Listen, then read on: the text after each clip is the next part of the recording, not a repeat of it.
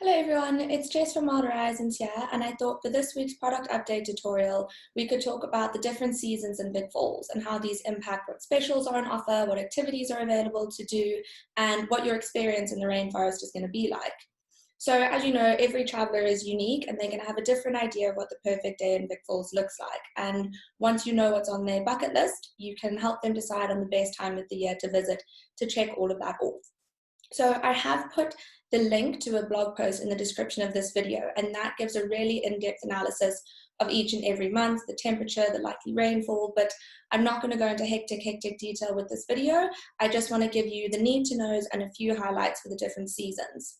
So I've split it into two. It's going to be the high water season and then the low water season.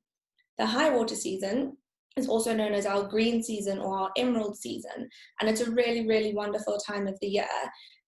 This is generally where a lot of the accommodation in Vic Falls runs specials. So for example, at Old Drift, Ellie Camp at Imbabala, we have a green season special called Bring the Whole Herd. So children between the ages of 7 and 16 can stay for free.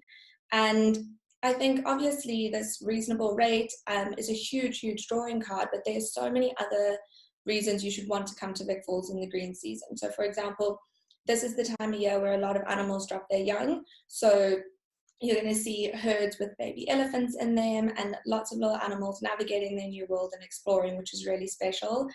Game viewing is not the best at this time of the month because there's so much vegetation that the wildlife tends to disperse really far throughout the park.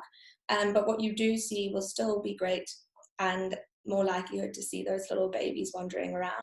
There's also tremendous cloud formations, loads of wildflowers blooming in the park, and the Mosio Tunya, or smoke that thunders, really lives up to its name. It sends this beautiful plume of mist into the sky amongst the clouds, and that makes this a very exceptional time of the year to do the Flight of Angels. Also, because the river levels are so high, it creates these really stunning views from the banks of the Zambezi. So at Old Drift Lodge this year, the water rose so much we actually ended up emptying room 5 because we were worried the river was going to spill onto the deck. And that's obviously just an absolutely amazing experience, waking up with the Zambezi literally on your doorstep. From the river, it looked like the lodge was going to float away, and it's just beautiful. There are so many huge draw cards for the green season outside of those accommodation specials.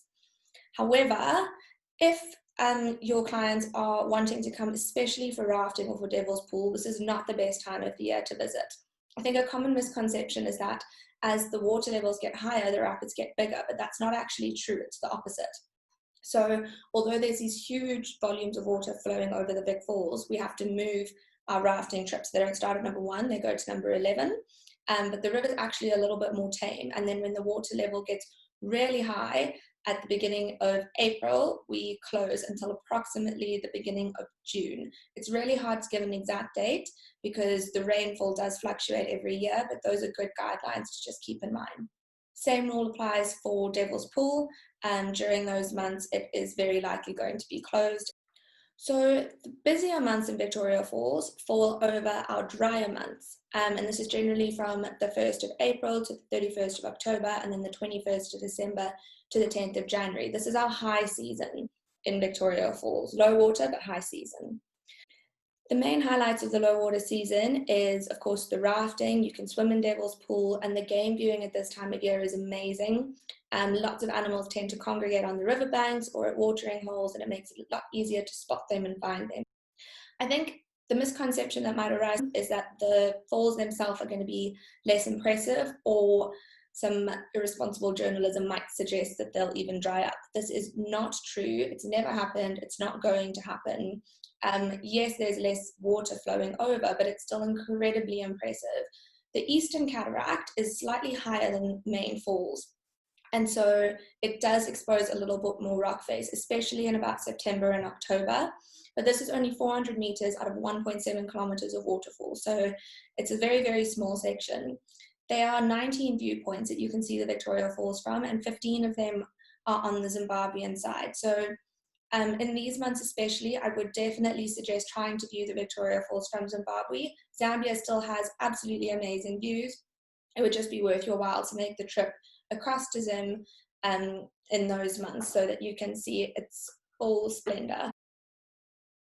Victoria Falls is a year-round destination and it's going to be absolutely spectacular every time you visit, but knowing what adventures each season holds will help you decide on the best time of the year for you personally. I do think it's worth doing more than one trip so that you can see the national park, Victoria Falls, and the town in all their different forms. It's just beautiful, and I think everybody will get a lot out of every single trip, no matter when they do decide to come. So, like I said, check out that blog post if you want a little bit more of an in-depth analysis. Otherwise, please feel free to get in touch, and I hope you found this somewhat useful. Bye for now.